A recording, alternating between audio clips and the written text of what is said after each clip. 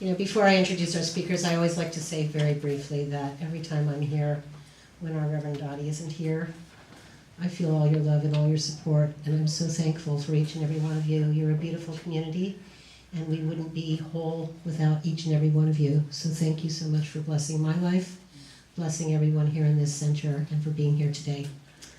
So every year, you know, February is Love Month, so it's all about soulmates, and it's all about things like that. But you know what? I think every month should be Love Month. I think every day should be Love Day, because unconditional love is what carries us forward into our lives. And here to teach us an awful lot about love and twin flames, and the fact that it doesn't have to be your partner. It can be your best friend. It can be, you know, an animal. It can be your spirit guide. It can be anything. Reverend Lynn Rogers, who has studied under Edgar Cayce for many years, and she's a beautiful expert, and she's brought along also her partner, Reverend Kris Miller, who's just fabulous as well, and just the loving energy and the joy that they bring. And both of them are board members on our parent church at UCM, and we're very grateful to have them here today. So everybody welcome Reverend Lynn and Reverend Kris.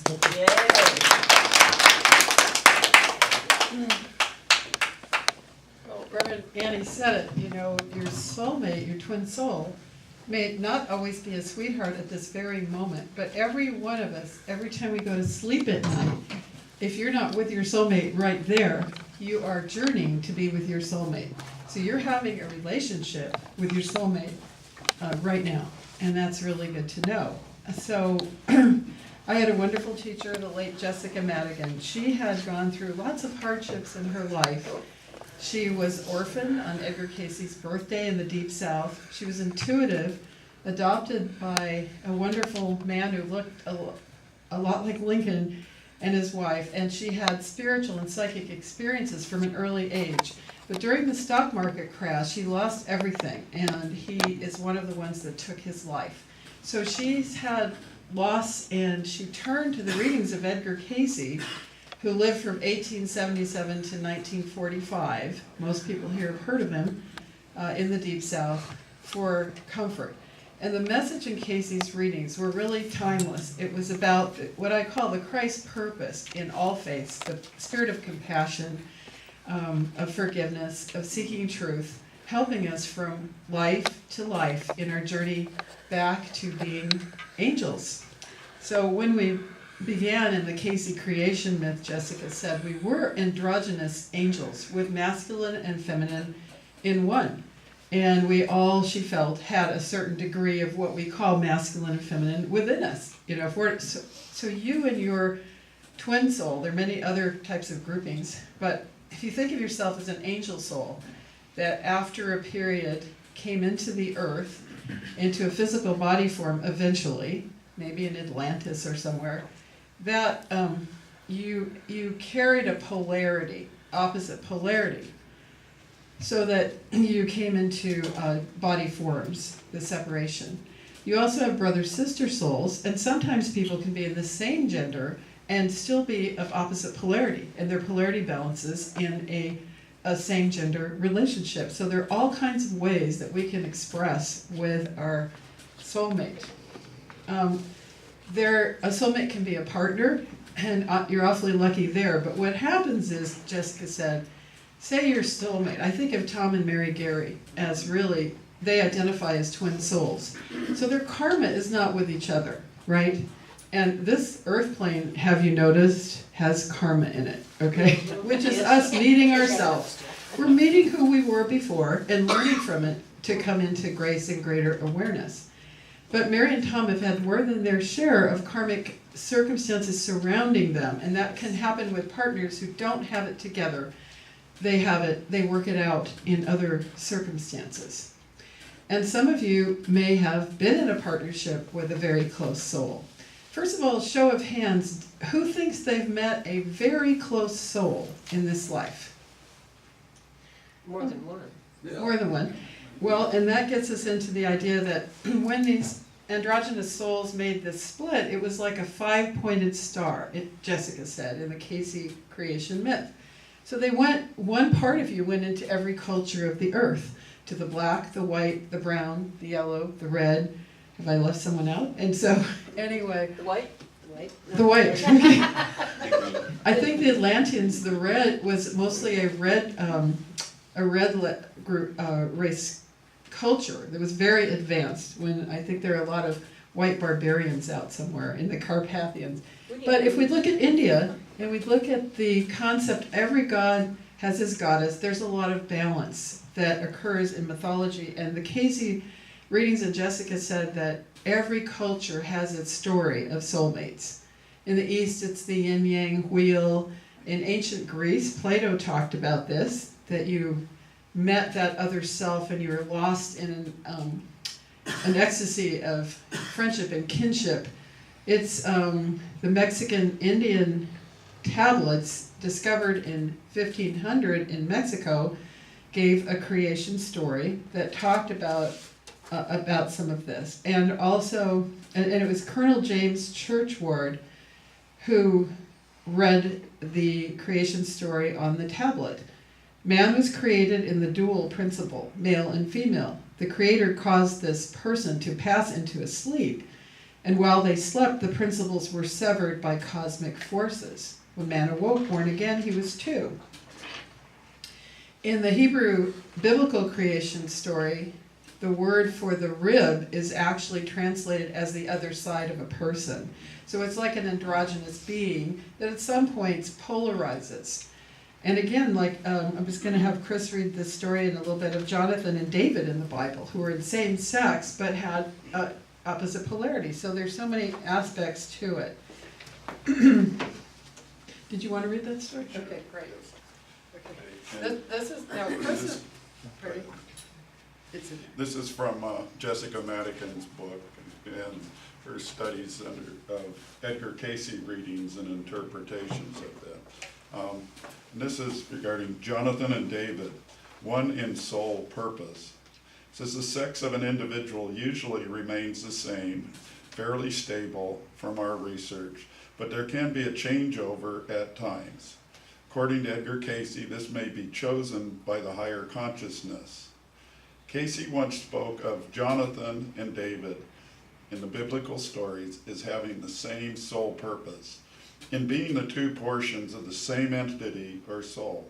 It would seem Jonathan was the negative or feminine polarity, and that for some, this is in one incarnation, she had chosen to incarnate into a masculine vehicle, but spiritually speaking, his polarity remained the same, the feminine. Now David would usually be, during his incarnations in the earth, the expression of the positive or the masculine polarity.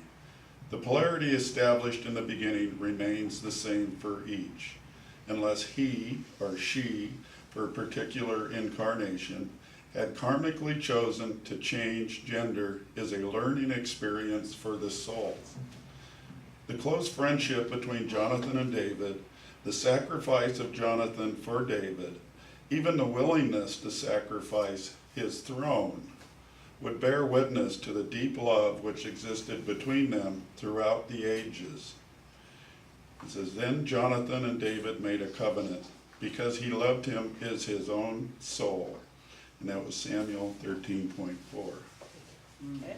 Thank you. So there are many varieties and expressions of soulmates. In Egypt, there's Isis and Osiris. In India, Rama and Sita. Sumeria, there are creation legends that we were created in pairs by the goddess. So there are lots to think about. The Sioux Indians wrote of this, and Plato said, after the division, the two parts of man, each desiring his other half, having one side only, is but the indenture of a man, and he is always looking for his other half, or side of himself. When one of them meets the actual half of himself, the pair are lost in an amazement of love and friendship and intimacy, and one will not be out of the other's sight. Elizabeth and Robert Browning, who interestingly had a coincidence in their life because both of them had some African American descent in their families. And Elizabeth Browning was kind of at middle age in a literary family, being sort of a recluse and sickly until she met Robert Browning. and then they exploded into a life of poetry. And when Robert Browning died, he said, "Soul of my soul, I shall clasp thee again, and with God be the rest." Nathaniel Hawthorne, whom my teacher Jessica believed when she gave a reading to Reverend Tom Gary, was actually a past life of Tom Gary, said to his wife Sophia, he believed that his wife was meant for him and their marriage was made in heaven. And when Mary Gary was traveling into the town where Sophia lived, her car kept getting lost until she was in front of the house of Sophia Hawthorne. And when she finally gave in to the impulse and went inside, there was a very narrow stairway in the tour of the house, and she found herself saying, "I always hated these stairs." So Count Leo Tolstoy, the Russian novelist, predicted that in our time that we would come to understand a more poetic relationship of love, and that was a prediction. There are characteristics by which you can identify twin souls. There's an overwhelming attraction, you have similar ideals, telepathy, you pick up on each other. You may have physical body structure similarities. I think that Kris is in my soul family. I had a brother who passed away at 49 years, and he was even taller than Kris and had his coloring. But there are a couple of pictures of my brother and Kris that are really very similar. So one of the things they say is that you could look like, say if it's opposite sex, or you could say you look like a brother and sister. There is some commonality. That isn't to do necessarily with race, because I wanted you to, Kris is going to hold up a picture of two people who very strongly believe they were twin souls, and that's John and Yoko Lennon. Yes. And they're not of the same race, but they had such a feeling about it that they traveled to Virginia Beach, to Edgar Cayce's headquarters, to study it. So race may not always even be the determining factor. Because according to the readings, we do change race at times, and we have experiences in the earth. So now your soulmate can also be a family member and someone in your soul family. Since you divided into the five-pointed star, and each of those divided into twin souls, you have kind of a circle of 10. As well as groups that you've traveled with. So Kris has done some writing about his experiences with family, close souls, one who became a guardian angel, and karmic relationships. And let me just say, you can think you're attracted to your karmic relationship, but pretty soon it's a magnet to get you to work out the karma. And then you realize we don't see life from the same window at all. But we have some karmic reason to come together, perhaps to try to come to forgiveness and better understanding.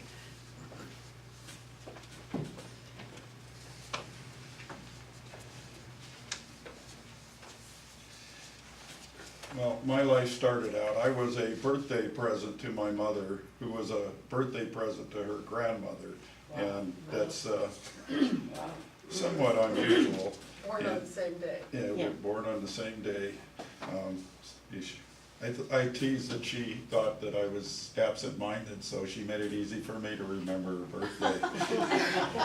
And I was brought in as the dragon under the Chinese astrology. But being born on my mother's birthday was a special linkage, and there was a lot of, we're both cancers and sensitive, and she brought me up with a lot of the experiences that helped me in the long run.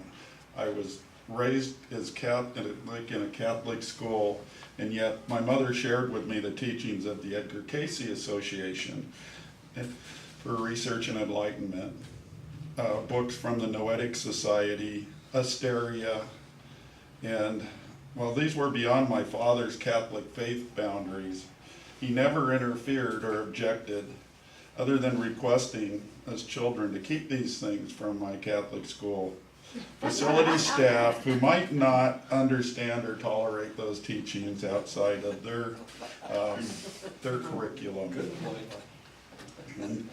And so there is, in there we come into the karmic patterns.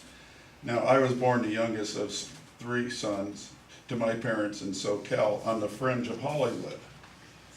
And when I was young, my aunt and my parents took me to the Pasadena Playhouse to see a play called The First Firecracker. And later in a past life reading, and from 2 years of research from a past life from 1918 to 1951, it appears that I was a young actor that came through.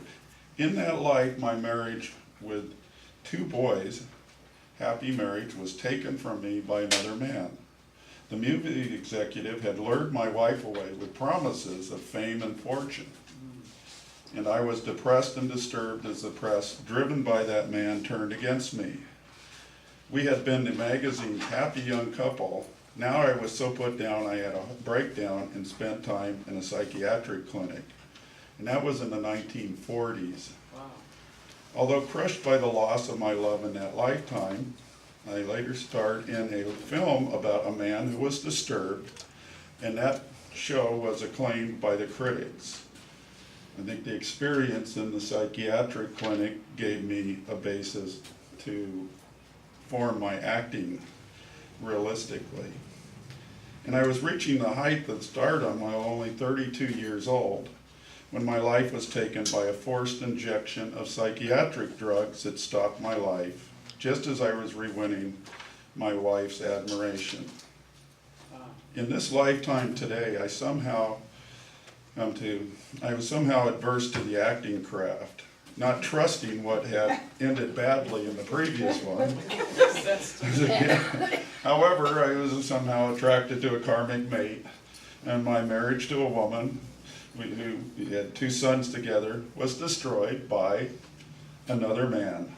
Again, with money and influence is the bait. Again in this lifetime, in a bitter divorce proceedings, they attempted to get me out of the way. I guess I was pretty inconvenient. And deviously, the illicit relationship was underway behind my back. And plans to separate me from my sons and home were executed after a painful work injury to my back. So I was being stabbed in the back in multiple ways. And the deceit left me homeless, penniless, and in constant pain. And after a journey towards holistic healing, my good karma brought me in the last 7 years in contact with a new partner, perhaps in my soul family, who is in the arts. I discovered it was second nature to me to get up and sing with an actor's flair at times. I have a good relationship with my 2 sons today, and I got to keep my home this time. But those karmic relationship-induced feelings can resurface because they are triggered from those from the past life. It is good to know these triggered emotions stem not only from this lifetime, but previous lifetimes with other karmic mates. And a lot of as we go through these experiences, one might say, where did that come from? You know, that seeming out of character even to ourselves is a good time to reflect and take notes upon these things, as they may be clues to what has occurred in other lifetimes, the things that we have forgotten when we transition from one to another. But one experience with my mother when she passed on, and the night that she passed, is I awoke from my sleep, and a great feeling of warmth and comfort. It was like her arm was around me, and she took me out of my body, out of the house, out through the universe, past the moon, which is our sun sign, out into the universe, and traveled, I guess John Lennon would say, across the universe. And got to see things that were very surrealistic and what you would beyond my life experience. And then later in life, we got to see things from the Hubble Space Telescope. I worked in the aerospace industry, and you saw photos from the Hubble Space Telescope of these nebulae, star birthing areas that are just fabulous, the colors and the experience. And yet they seem so familiar. And how could they be familiar if we're only stuck on this planet? And once one breaks those bounds to this planet, that this is all what we experience daily is our experiences are, where do these other experiences become familiar? Is only that we have been outside of this body. We're only temporarily in this body. And any pain and suffering that we have is only temporary. Tell me how you helped your dad cross over. And my father, who had worked on airplanes in World War II and later into aerospace, satellite stuff, including the Voyager, was one of the last things that he worked on. And he used to bring home these photos that they would give to the employees of these pictures from these satellites, the planets beyond our earthly bounds. They're particularly amazing. And when my father, at his, he was in his deathbed, he was down at the Veterans Hospital, and at 96 years old, and he was very stubborn and not giving up. His daily habit was very much a ritual of habits. Work, do this, always keep himself busy. And even on his deathbed, he was mentally working on a home, to build a home like they had after World War II when they got married.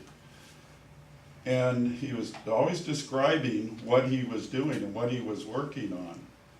And it then became apparent that what he was working on was his home on the other side with my mother to rejoin her, and that he was working on the house that they were building together.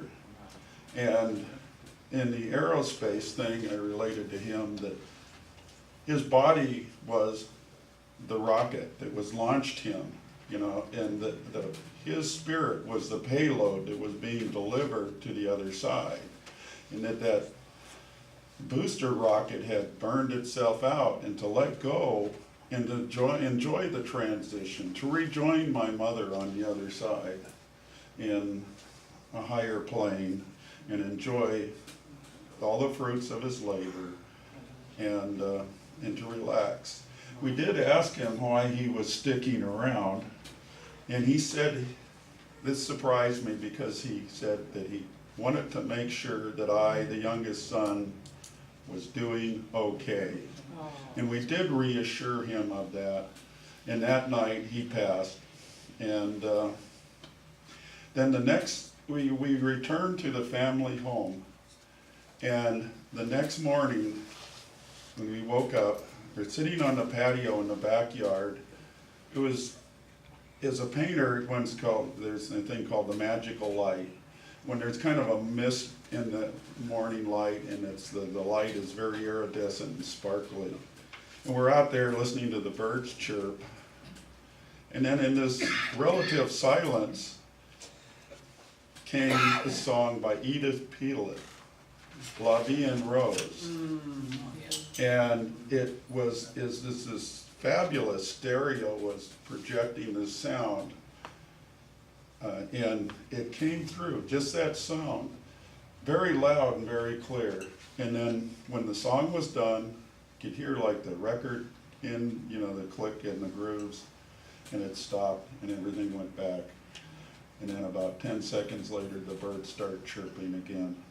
And there was this magical light, and then every dewdrop was like a rainbow, prismatic and light. And between my mother taking me out of the body, and then when my father passed away, that moment in time were very special to me and really let me know that this is only a temporary experience, that we have these bodies to learn from these experiences. The painful things are to help us work things out, but to always have faith that we're not alone. And everything, to me, the lesson is very clear. Everything is just as it should be. We're going through these experiences to help us in the long run. even if it doesn't seem so at the time. But Especially if it doesn't seem so. yes. And sometimes it's like one of the dreams I had the other day was like being buried alive and crushed, and there was this immense pressure upon my chest. And was just, yes, just, and is it anxiety? Is it fear? Is it actual pressure? Did I die in a cave-in? Was I being crushed? And yet, it was so intense, and I know I'm logically thinking, okay, you can, this body's only temporary, you can get out of the body to get away from the pain, etc. And it was just to know that this is only temporary, it doesn't really matter. I said, this is it, this is it. And I did all the good deeds and the graces and things, from my family group, my close soul family group. The efforts were to be acknowledged, but it sure wasn't easy to, how would you say it, step out at that time. When my back was injured and I was in severe pain, I used to meditate to get out of my body, to get away from the pain, to get a break from it, to help reset and not go into these negative thoughts of ending it all. But then you come to this thing as you're going, well, my soulmate's out there somewhere. Have I met this thing? Have I accomplished everything that I should? But after a while, I started wondering, why bother to come back when life was in so much pain? And thank God now, that is behind me. The worst is behind me. And I am very thankful for the soul group, the people that I've run into. I really appreciate the people in this church that I've met and have supported me, and I hope I am equally supportive to them in this lifetime so that we can all make the best of this.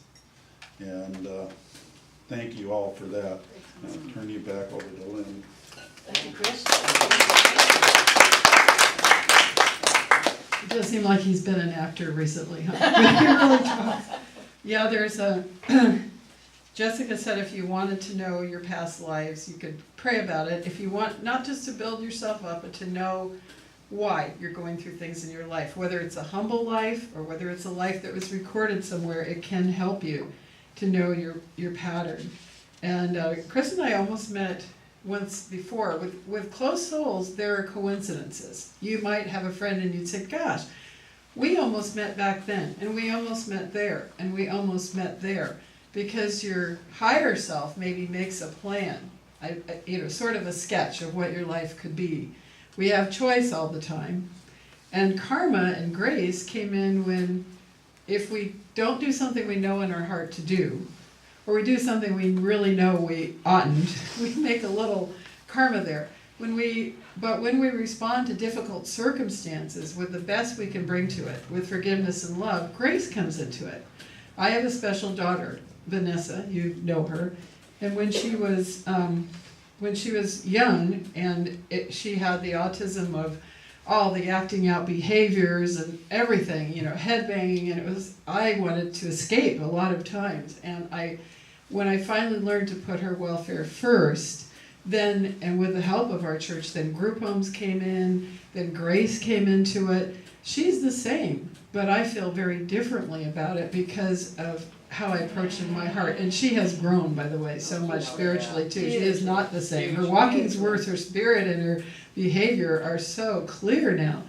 So she's a light in my life, whereas before it was difficult. And in a past life that I prayed and I had these dreams that led me to a past lifetime, I believe to be true, in which I lived in the 1700s in England, and I had a life as a feminist writer who died in childbirth with 2 little daughters left. So just like when Kris passed away from the actor and came right back again within months, when you come back quickly, it's sort of disconcerting.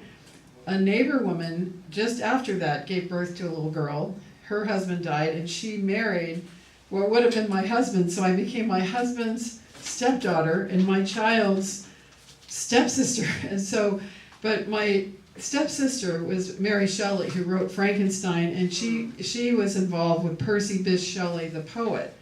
And of course, and I was a little bit younger, and I wanted to be a writer. So there was this poet, Lord George Byron. But as a child, he had a clubfoot, and his mother was very mean to him. So he was very handsome. But what he would do, because he was still, Jessica was a good psychologist. She said, if we're angry at a parent image or overattached, we may appear to fall in love, and then we kind of stab them. So emotionally. And Byron was a love him and leave him kind of guy. But somehow I wrote to him, and somehow we had a little relationship, and I was pregnant and had Vanessa, called Allegra then. Now, I could have just stayed with my sister and her husband, but I was willful and I wanted to be back with him. So I sent her at about age 1 year, I read in the book, with a nurse. And he took her around, she's a 1-year-old, and grew tired of her. And he put her in a convent where he never would let me see her again. She died at age 5 of typhus. So in this life, I have her again. The problems are more, but what is my lesson? Not, Jessica said, don't turn aside from her. And so Vanessa and I think could be soul sisters. And I believe that she was my mother in a very recent life, possibly also in acting and theater. So all of these, we're giving examples from our life to trigger what you might think about in your own life. Nothing is by accident. Even spiritual teachers that we think so much of, like Jesus and Mary in the Cayce readings, actually had lived before.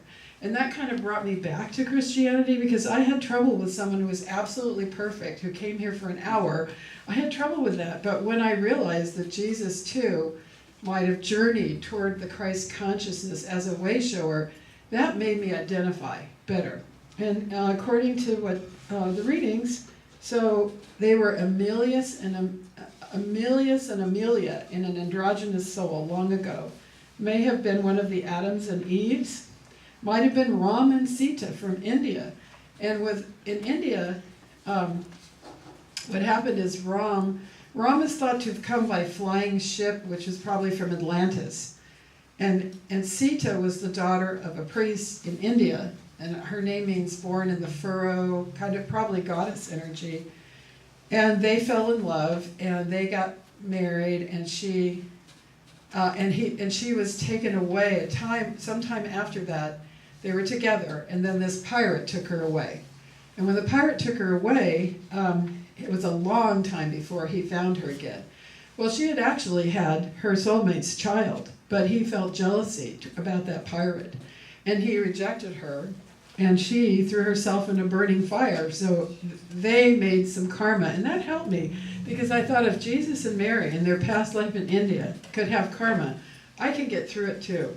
And it made the Christ message of compassion and forgiveness mean more to me. They also suggested that in Africa, he may have been Hermes, the Nubian, who was African, and she was his out-of-the-body guardian in that life.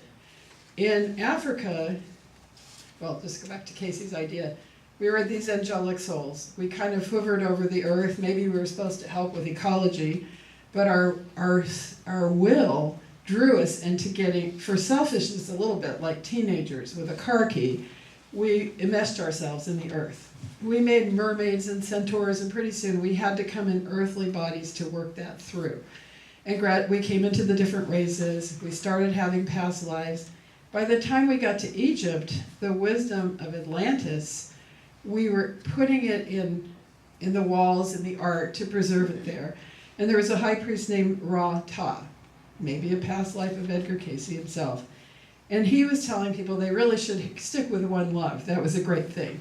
But someone said, well, you're trying to have these healing temples to perfect the body of all of its appendages from mermaid time and stuff. What if you just went with that lady dancer? Wouldn't it be great? So he made some mistakes, and he got exiled into Africa, Nubia.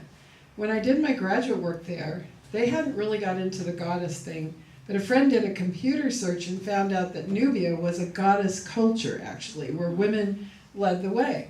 And there was a very, very great man there, Hermes. And when they returned back into Egypt, Hermes went with Ra, and along with Isis, they worked on encoding the Atlantean wisdom into the Great Pyramid. But in that lifetime, they hadn't really had much racism till then, in goddess-centered cultures, but it was coming in.